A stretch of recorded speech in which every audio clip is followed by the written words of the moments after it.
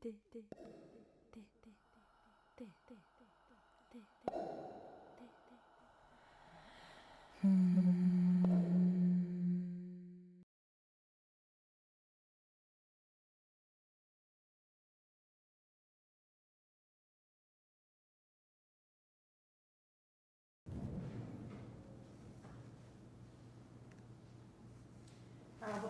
à toutes et à tous. Hi everyone and welcome to this fourth edition of Dialogue Danse Actuelle.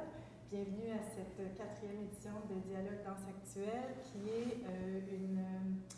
est un projet de médiation culturelle en ligne créé par Art Circulation, which is an online cultural mediation project created by Art Circulation.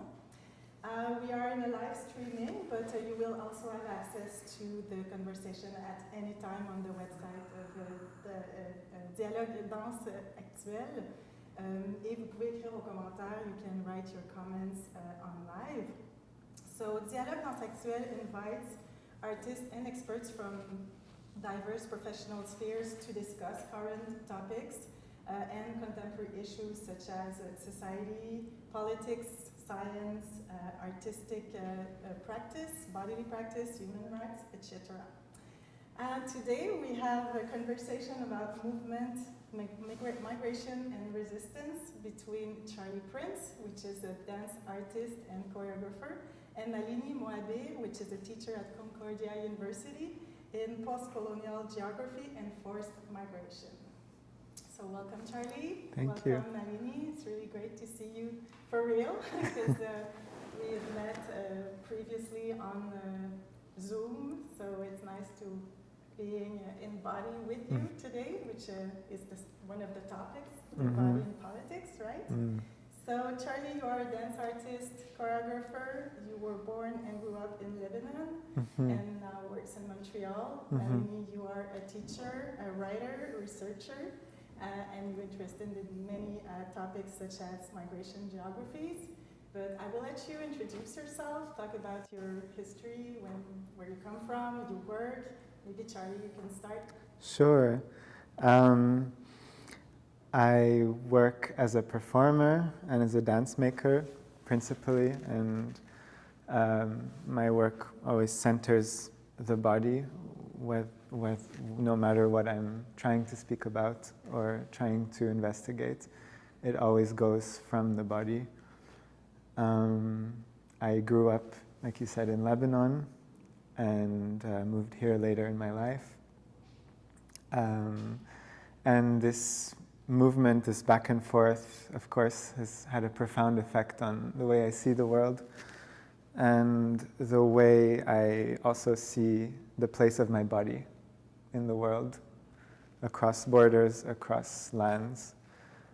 And this, in a way, is sort of the core motor of how I think of dance, how I think of the moving body. Yeah. And I think it resonates with what you are researching and studying and teaching, Nalini. Yeah. Maybe you can talk more about your own research and how it resonates with what Charlie's talking about. Absolutely. But I just want to note that you start with a very controversial question, which is, where are you from? Which I think you've also written about on your website a little bit. It's a very layered question that I hope we'll be maybe chatting some more about. So I will sort of give the obvious answer. I'm from Toronto. I've moved to Montreal to take up the position of assistant professor in geography at Concordia University, and one of the courses I teach is feminist geography, bodies and borders, where we talk about the body as a bordering site, as a site of analysis, as a tool to and a medium to understand the world. I also teach refugee studies. Post-colonialism is the course perhaps closest to my heart because I come out of, I think, what I would call a post-colonial context, in that my own parents migrated from the Caribbean to Canada as a result of the kind of swirling energies that decolonization brought about. So that's kind of led me to take up a research interest, if not obsession, in that area. Interesting obsession, right? Okay, well, I would like to start maybe the conversation with words that are written on your website. So I quote, "You are, Charlie, interested in the place of the body within post-colonial imaginaries as a means to subvert and resist imperial legacies." I can see like really common interests in here. Yeah. Would you like to talk more about that? Yeah. So these are all very loaded words, right? And it's funny, so that part of my bio is actually taken from the Arab Futurism Manifesto, which is a manifesto that affected my practice a lot. And Arab Futurism is loosely based and modeled off of Afrofuturism, and the whole idea is to work with fiction and science fiction aesthetic in order to question the past, repurpose the past in order to empower the present and eventually the future. So in there, something that is very important to me is that the power of the body and the capacity of the body to reappropriate and rewrite its own mythology, whether it's through the gesture of creating fictions in a performative context, so on stage, which then I believe shift our own perspective of ourselves and maybe how others could see us. I come from a country with a very, very intense and bloody recent history, a history that has also been subverted by the governing powers for the sake of having a hold on people, right? So we have a big problem of historical amnesia in Lebanon, right? Where people of my generation don't know their history. They have to really dig in and seek, but that history has been kept from us for the sake of holding us together in a certain way, right? So the body here for me is a channel through which we can reappropriate, re-understand, reclaim our history. I really do believe that we can't understand or question or address our history without embodiment. And we can talk about that later in the context of resistance and revolution and protest. But so that's where that comes from. And do you feel that in your own research or studies or observation on the field with the diaspora, for example, that there is an amnesia of history for other cultures that you've been studied, or is it common to other immigrants or people who have been displaced? Is it a common ground that there is this kind of amnesia about history? There's that idea of diaspora, so that idea that there's a community that has migrated and traditionally has maintained a strong tie to the homeland, to a site of origin, and that comes with a sense of maybe mourning or loss or a desire to return. Those are the kinds of traditional ways of thinking about it. When we might think about the more, I think your work is giving us very generative and more productive ways to think about what happens when, to come back to the way you framed Arab futurism for us in your artist statement. I get that sense of, I think you used the word abyss, right? Standing on the abyss. So you're just on the threshold. That's a very bodily sensation to be on the threshold of something on the gateway, just about to cross. There's, I'm sure, many energies going through your body, kind of pulsing through as you're at that point. That perhaps opens up a new, more creative way to move through the world, to move through this diasporic Mhm. condition of being elsewhere. And when you talk about, let's maybe go into this concept of resistance, body as a form of resistance, a site of resistance, of integration. What do you mean by resistance? Body as a site of resistance. What is your conception of that resistance? How it is? How can we translate this resistance through the body? Again, going back to your work, I think you're very cognizant of feminism. You know, you've made a point of acknowledging that you're cis male and what you know that might mean in relation to others, because we're always sharing space in relation to others. And one of the ways in which our identity is formed is, of course, the inner, what we carry with us, but also, what is projected by society onto us, onto our bodies. So, scholars like Sarah Ahmed, for example, the feminist philosopher, has written very beautifully, movingly about the way we enter. Our first realization of feminism is often through the body. It's a sense, it's a sensory experience, it's a sense of injustice. Perhaps as, if you're a young woman walking down the street and, you feel a gaze or your catcalled, there's something that's not right that you're feeling in your body, and that's perhaps the beginning of where that, that resistance comes from. And for you, Charlie, what that concept of resistance? That was such a beautiful answer. Thank you. In your work or your life in general? Yeah, I mean, I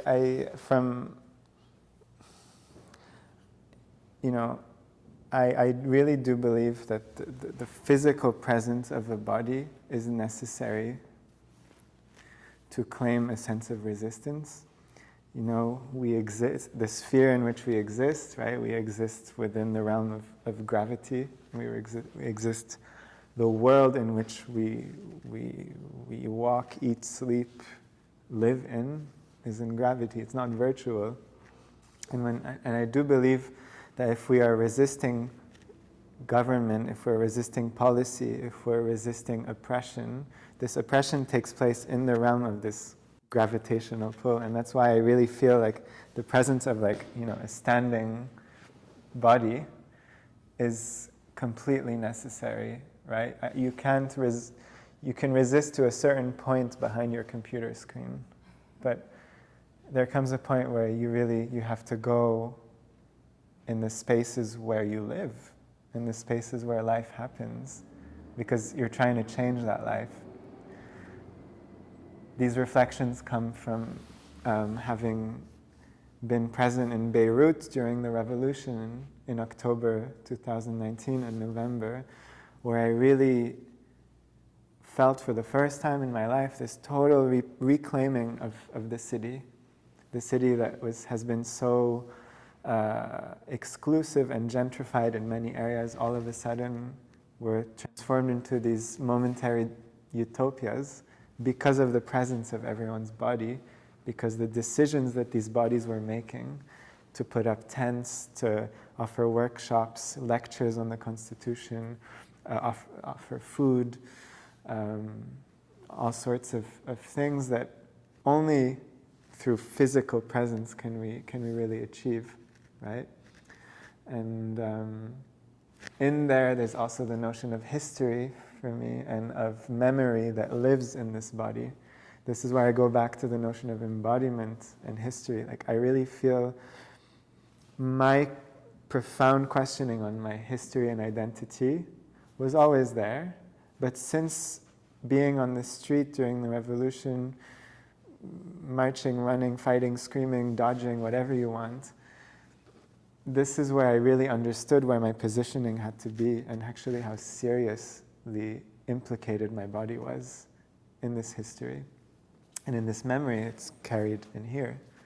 So and also the histories of the generations that precede us, right? They carry through in our bodies. So I'm talking about my parents, my grandparents. Yeah. I read this really beautiful quote from Etel Adnan, who's one of the great poets and Lebanese painters, and she said this thing where the body is a sacred place because it bursts with life and lasts briefly. And for me, when I read this, I was like, okay, there is the power, because we have the capacity to be present and to resist whatever's coming to us in a mass. Yeah. Yeah. Did you want to? Yeah. Yeah, think you will on this? I just wanted to respond because Yeah. we had chatted earlier and you were describing in a little bit more detail what it meant to be in Beirut in 2019 during the protests. Yeah. And what it meant maybe to be, in a masculine body or masculine identified, in a space trying to bring a creative energy to protest and how that was received. And I was wondering, when I look at your work, there's, because I'm a geographer, I think a lot about maps, and I think about the way land has been claimed often through straight lines or right angles, like this square belongs to us. So I think of right angles as very oppressive, but when I looked at your work, there's a sharpness to your movement, to your limbs, the way in Cosmic A, for example, the way that your limbs are, there's a sharpness to the movement that brings a kind of different, perhaps opening up of energies to respond. You said, I think that people, when they were watching your performance in Beirut, people who might not have necessarily engaged with the arts, that something inside stirred. Yeah. Yeah. Could you tell us a little bit more? I mean, yeah, of course. I'm so impressed that you looked into my work. Yeah, I mean, Cosmic A began as it's a solo work, and it began as investigating the body as an archaeological space and looking at rituals of excavation, so that involving memory and trauma or history. And then in the process of making the work, a lot of things happened, right? The revolution in Lebanon happened, the explosion in Beirut happened in August 2020. And all these things really affected me on a very profound sort of subterranean level. And the work started becoming more and more about, there was a sense of exploring the notion of mourning as a sense of attunement, but also as a sense of catharsis.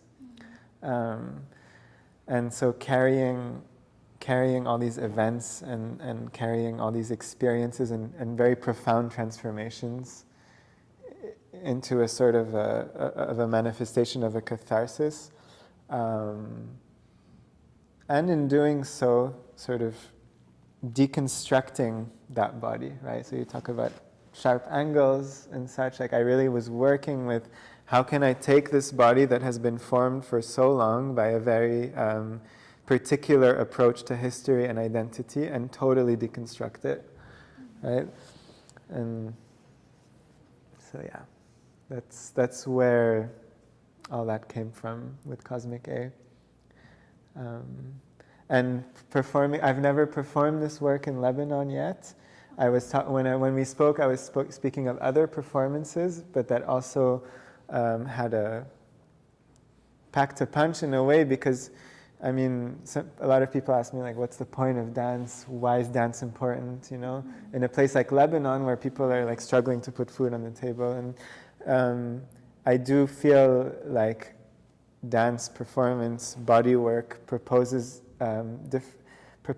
different ways of of being in the body and approaching the body and thus living. There's such a choreography to society, and there's such a choreography to sort of heteronormative life, and that's like accentuated further when there's economic or political oppression, right? So I really, in my experiences in dance in Lebanon, in Beirut, and it's been a very profound experience to see people who've never seen bodies move this way, and have it inspire them to sort of open their vision of their own bodies and their lives.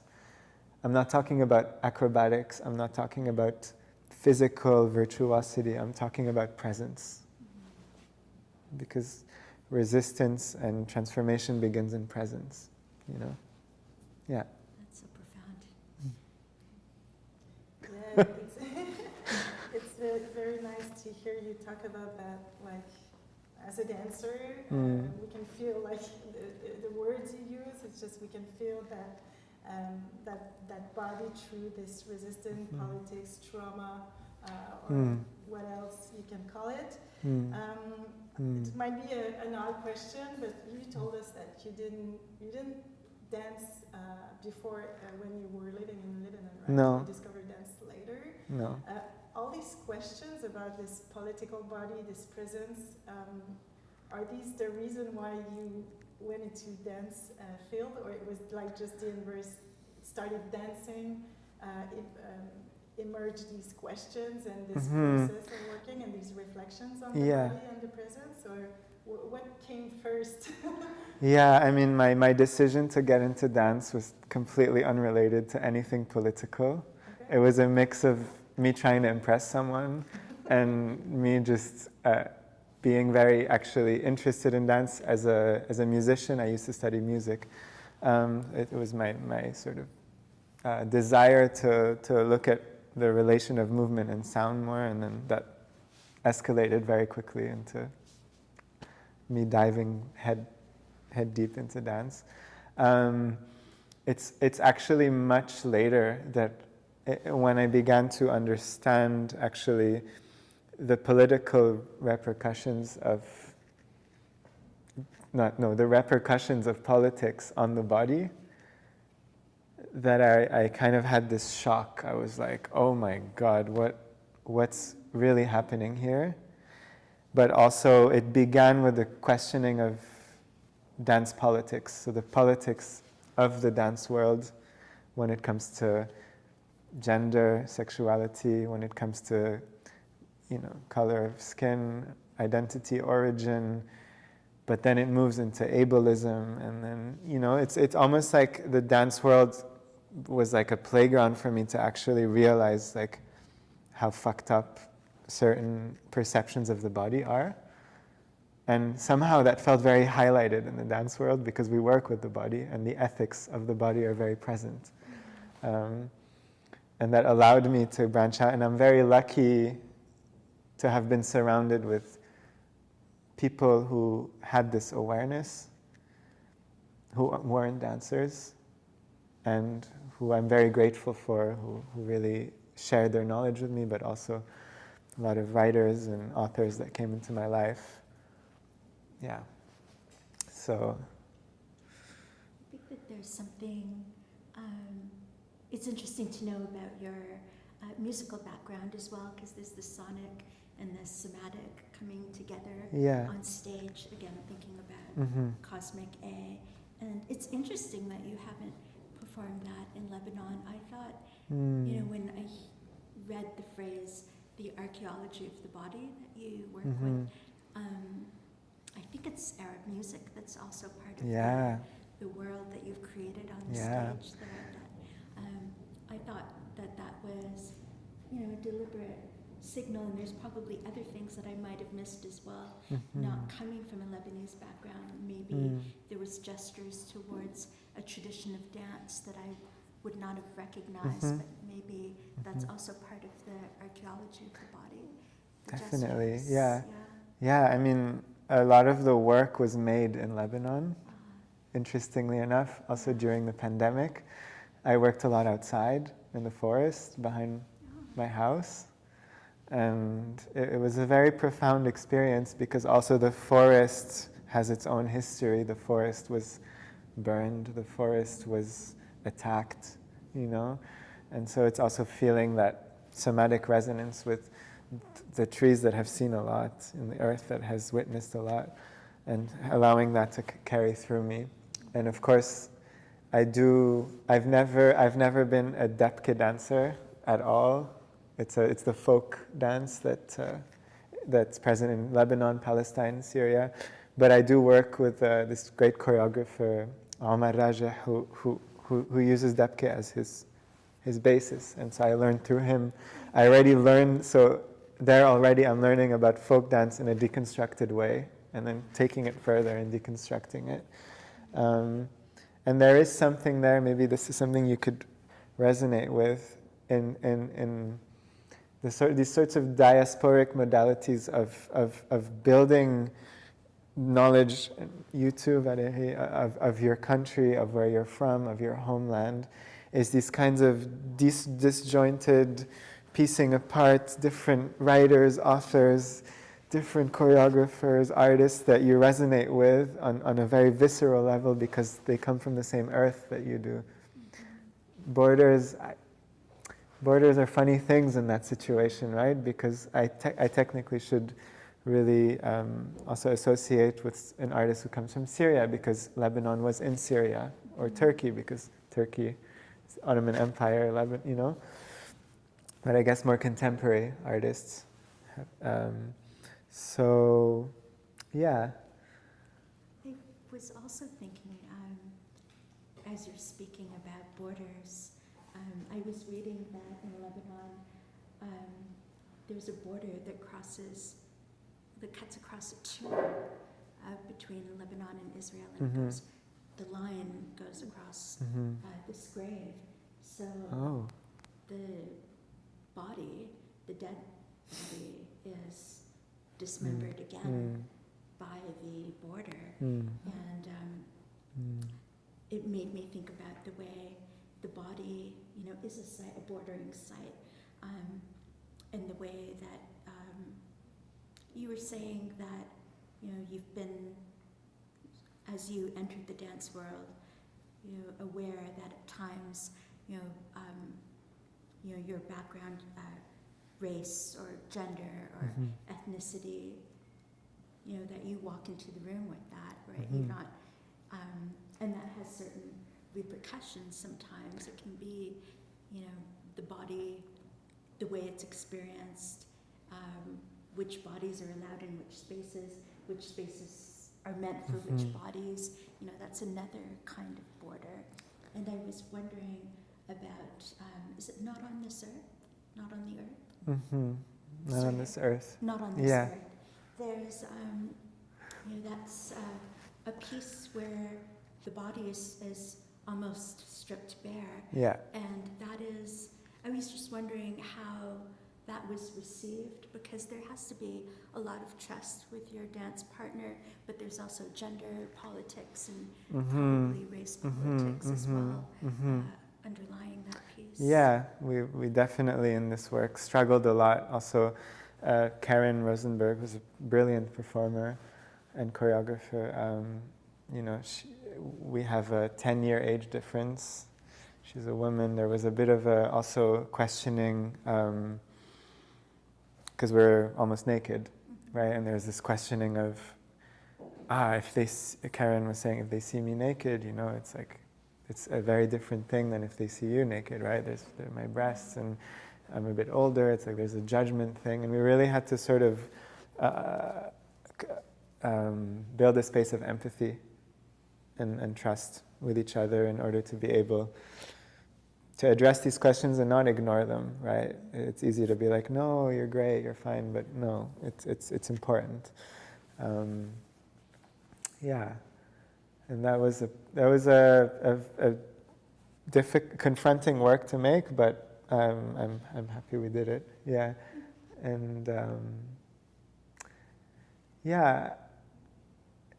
It's interesting though, that this thing with, I'm just curious for you and Nalini, like, there's this, I mentioned this in our last talk, there's this Nigerian author, Teju Cole, who talks about clouds of witnesses, and your cloud of witnesses are the people who inspire you, who kind of construct your ethos, your inspiration, your knowledge.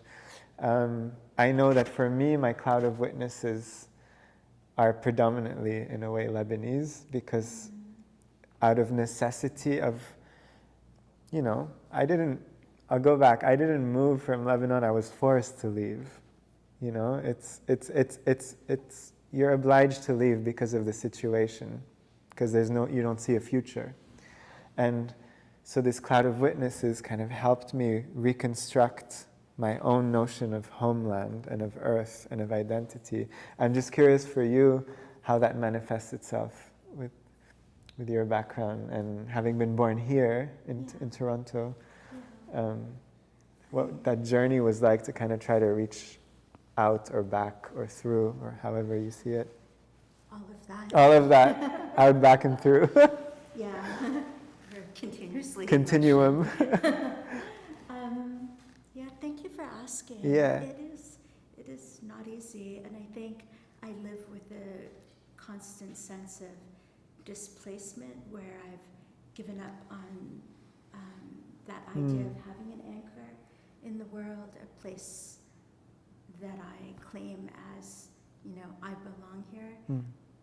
And for a long time, that was that kind of traditional process of mourning and loss that I mentioned earlier. But I think I've come to a place where I've realized now that I'm lucky to live in the multiplicity, because my family's from the Caribbean, which is a Black majority region. So even within that region, it's a minoritized experience, but it's a different way of being than it is in Canada, where I think that there is a multiculturalism that is not perfect in the Caribbean, but it does open up a sense of plurality and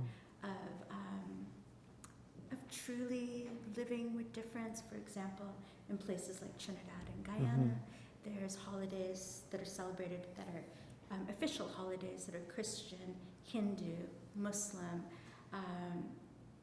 Shadow Baptist. There's, and here we might be secular, but all the holidays are Christian, right? It's a different way of moving through the world.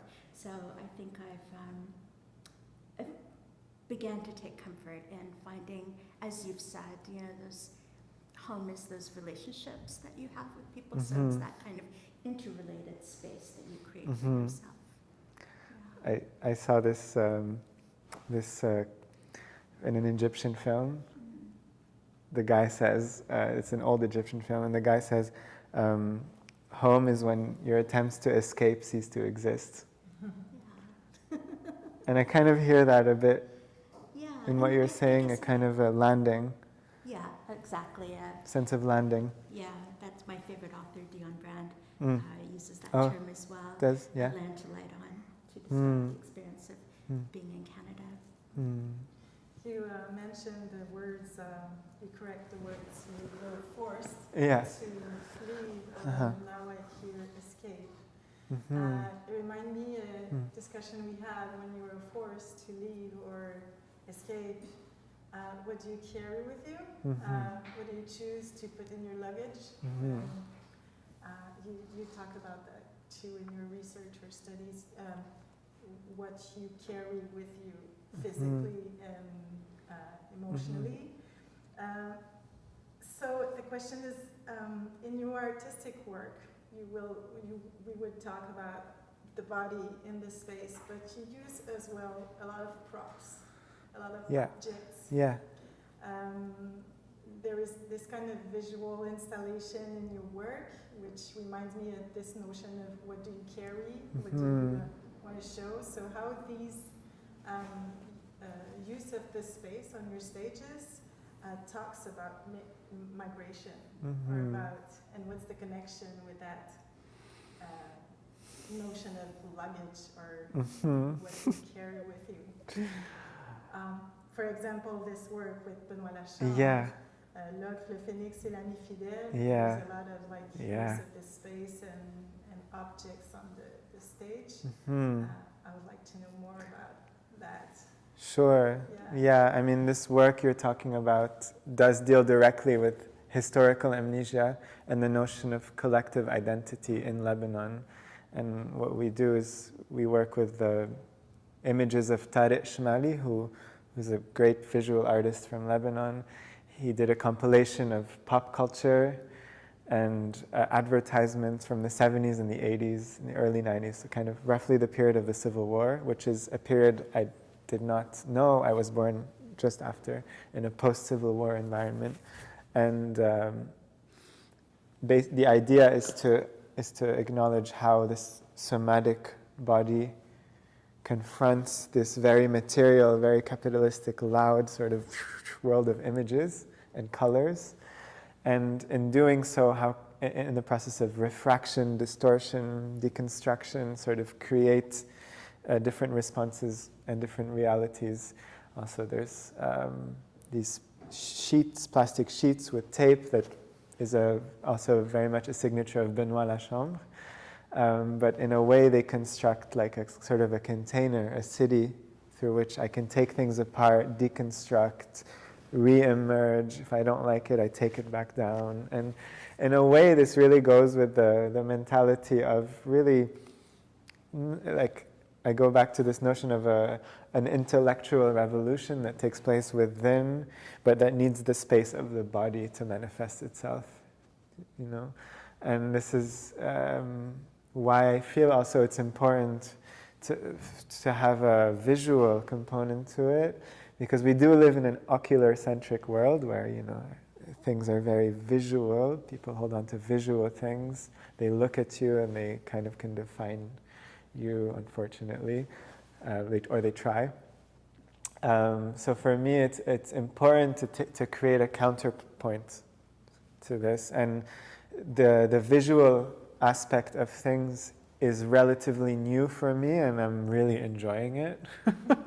And I look forward to dive in deeper into it. I do think we live in a world of symbols as well. We have a history, you know, and what greater way to subvert meaning than through symbols, you know? And we can really feel the sense of the borders, the visual elements in your work. We can feel that sense of borders. We've talked a lot of this notion of borders. And you both said something very interesting in our previous conversation, that you don't need borders to feel displaced. Yeah. Maybe I would like to hear you, Nalini, about this. That you know, I think you were the one who just said that you don't need borders to feel displaced. Yeah, I guess I was thinking that space, this is getting a bit abstract, but space can be placeless, meaning that you can move through a space and you have, you know, those places that you remember, that you have affection for, that you have, you know, a kind of emotional attachment, or you can move through an empty space, and then, you know, there is that space that's,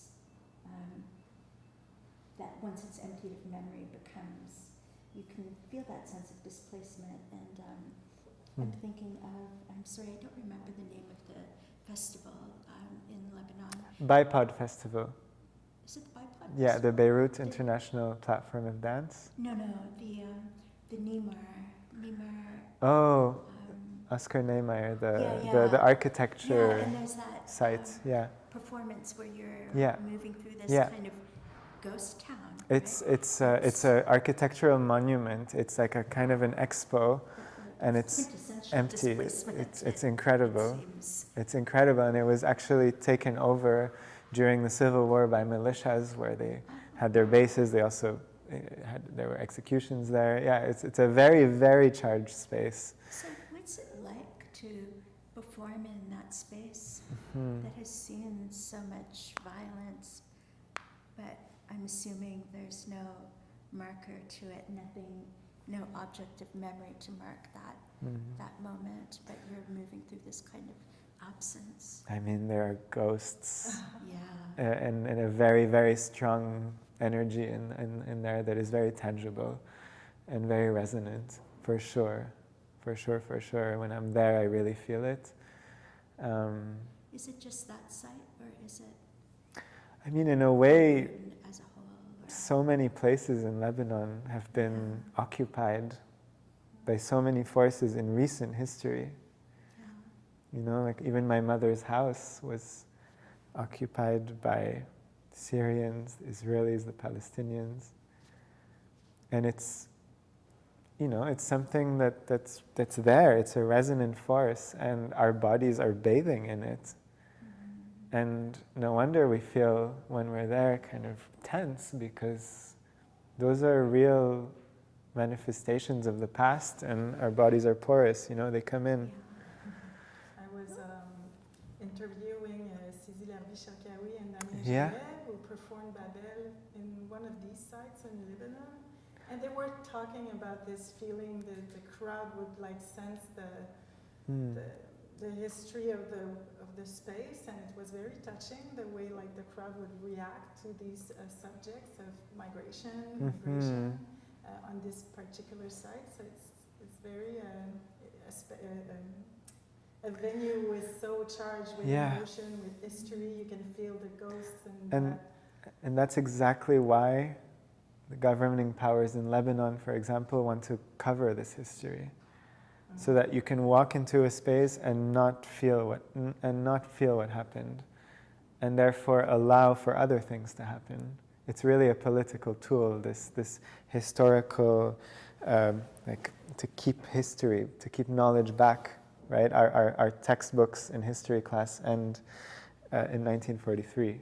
You know, when the French gave. What should be remembered and what should be forgotten. Yeah, what should be, and I mean, we can also look around us here in Canada. You know, this is also, when I came here, I learned history of Quebec and Canada, and the Indigenous people shake hands with the settlers, but it's, you know, it's obviously not the case. We call this city Montreal, but in reality it's an unceded territory, and Jojaka is the real name, you know? So these are all tools, and they're political. Amnesia is a political tool. It really is. Yeah, everywhere. Yeah. And do you think it's possible to feel displaced even when you go back to Lebanon, or do you have this feeling sometimes as well when you go perform there or doing new works, to feel like even here, even coming back to homeland or motherland, or sometimes I feel displaced as well. Do you want to go? Yeah. I guess I was thinking about what you said earlier about, you know, there's ways in which, so if we come back to the kind of traditional idea of what a diaspora is, I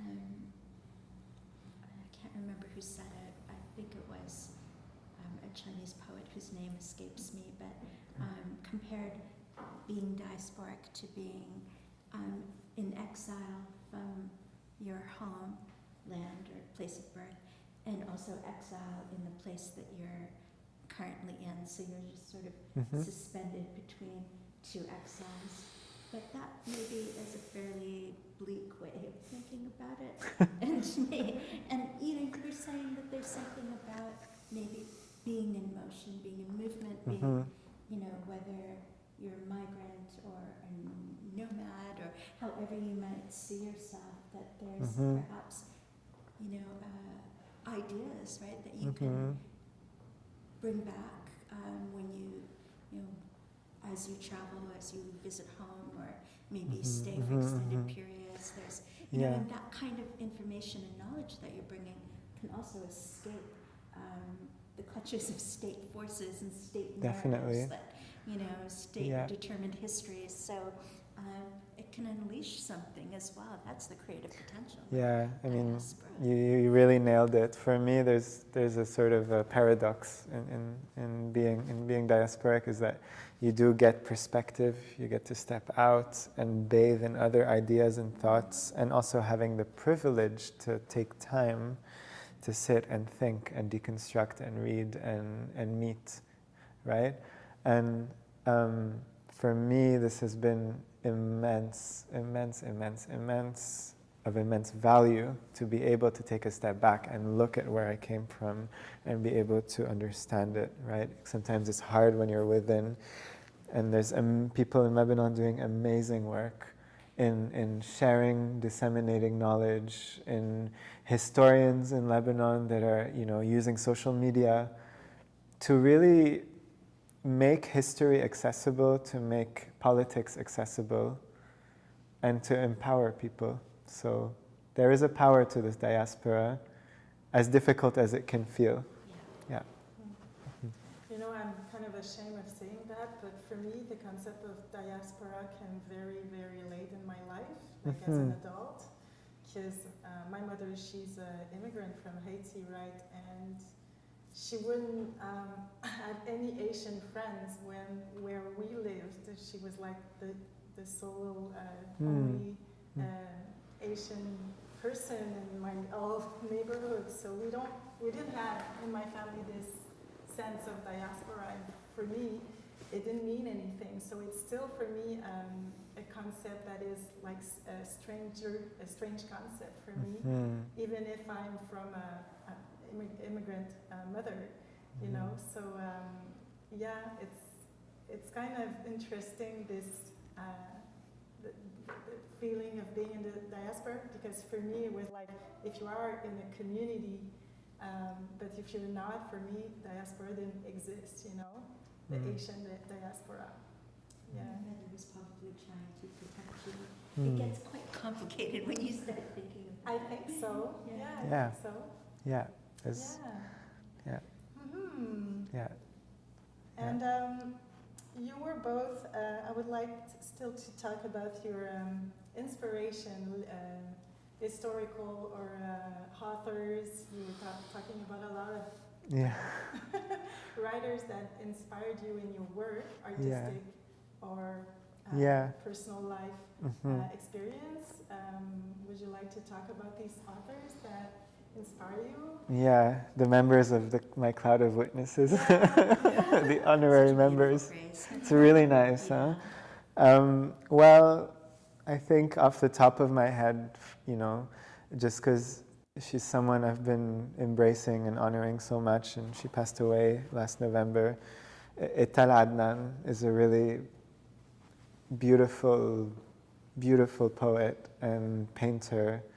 She was really a great teacher for me. And in a sense, I recognize myself in her because of also her story of having left Lebanon and she lived in California, she lived in Paris, and for me, she's a master of distance. She understands distance on a very profound, on a very cosmic level. And what I've learned from her, is to look at a mountain and then be able to see another mountain in that mountain. So being able to recognize many places at once because of where my feet are, right? And she really, has a very profound effect on how I see the world. And she also carries a beautiful, very powerful softness, which has been a great teacher for me as well. Yeah. Softness. We need softness. Yeah. It's something that we need so badly. But it's so strong and embodied and so affirming in her. It's not the kind that allows itself to be sort of taken over. Yeah, it's more of a putting my foot down, So this is one person that I could recommend everyone to whose work to check out. Yeah, yeah, yeah. Yeah, we've been talking about resistance, history, all the borders. I would like to talk about nostalgia. Because we had this conversation about nostalgia as well, what it means, and again how we can see this kind or not nostalgia in an artistic work or in the research in the field. What did you observe or about the notion of nostalgia? Yeah. There's this beautiful art exhibit in the UK that was on the front parlour room of houses in the UK, in the way West Indian migrants would have sort of any home that you would go to. If it was a West Indian home, it would have crocheted doilies. It would have a little bar cart, a little trolley with glasses and maybe a bottle of rum, or like ready to serve guests and to make them feel welcomed. But it was a formal space, not a space for children. And there's, in looking, so there was a recreation of that space. And, that might be nostalgia, but there's something very powerful in those little mementos that might not mean, a crochet doily might not mean much to anyone else, but it might be something that your grandmother or aunt or whoever has made. It's women's hands. It's that archaeology of the body again, right? That's pulling you back into history. And it's something that has survived that crossing of migration that connects you to a world that maybe you weren't born in, but you belong to. And I don't think, I think nostalgia sometimes gets a bad rap. So I'm going to go for the bad rap. Well, I agree with you, right, that these can be objects of profound beauty and comfort, and there's a necessity to them. And this is for me from an experience of nostalgia. Nostalgia can be a treacherous thing, in a sense that, in doing research for All in All with Benoît Lachambre, I came across this quote from a Greek writer whose name I cannot remember now. He said that you're nostalgic for a country that doesn't exist. And this happens a lot, and this can also generate discourses of sometimes nationalism, but also discourses that are unhealthy, that are stagnant. I sometimes feel like and I'm talking for Lebanon, this nostalgia has, in my view, kept us sort of stagnant in our general notion of where we can go as people, where we can go as countries. This brings the element of tradition into question, right? Where is the place of nostalgia in tradition? Is tradition always there to be broken, or are there things that kind of remain sacred and fundamental? And even within these fundamental and sacred things, well, there's often problematics, right, that need to be questioned and overturned. So sometimes I feel like nostalgia is a tool to sort of maintain certain toxic political or social dynamics. I can give you an example in a way, like, dreaming of, for example, Lebanon before the Civil War, that it was this like golden age of amazingness, but it wasn't, there was a lot of people who were really in bad shape and a lot of communities that were being ignored. I have questioned the notion of nostalgia and been very careful with it, because it's like almost like I need to protect myself from it sometimes out of fear of either being deceived, right? When I go back and I have this attachment to a place for a specific reason and then I don't find it anymore. Or because I do believe that it's generated these fixations of my own identity that are totally not serving me or my environment, or not serving my beliefs. And my beliefs keep growing. It's complicated. It's very complicated. There's like that little, for me, that little inner space that I want to protect. And maybe, you know, those items of nostalgia I hold on to because there's something in this space that makes those symbols necessary for my survival, right? Of course. So, but I do understand that, you know, you can get stuck or mired in these ideas of tradition, of what is respectable, politics. Yeah, it's maybe I'll just leave it there. Well, in a way, I can go back a bit. Like in a way, that nostalgia is when it's used. This is where it's dangerous. When it's used by forces outside of yourself, that's where it gets dangerous. Because then you're imposed a certain way of, oh, remember when the good times? And it's also perhaps a notion of, you know, if we think about the way, you know, the world has been divided by, you know, colonizer and colonized. I mean, certain societies had access to the modern, and other societies that was colonized was meant to be entrenched in the traditional, the unchanging, the timeless. And that's not a healthy place to be. Also, it can be funny sometimes. Like there's this anecdote that we always tell. You know, there's this singer in Lebanon called Fayrouz, and she's kind of known to be the voice of Lebanon. And you know, a lot of people listening to her, but then a lot of people don't. And then when they leave Lebanon, all of a sudden, all they listen to is Fayrouz, and they're like just bathed in it and like missing their country and making Arabic coffee, and like all the kind of stereotypes start to come back. It's very funny. Yeah. Well, this is very interesting. We are coming to an end. Yeah. We can I felt that. I was like, I felt. We could go like so much longer. So yeah, it's now time to put an end to this wonderful conversation. Yeah. Thank you very much, Charlie, Nalini. That was like thank you, Valérie. very enlightening Yeah. dialogue. Very rich, very interesting. Yeah. So thanks to everyone for being with us. Merci à tous d'avoir été parmi nous. Je répète que cette conversation est enregistrée. Vous pourrez la visionner plus tard sur le site de Danse Dialogue Actuel de Art Circulation.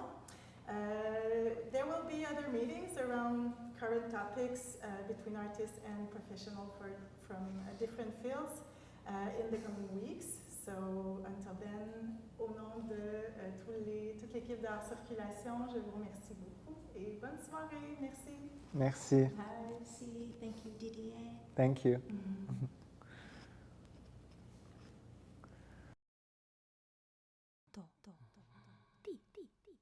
Ti.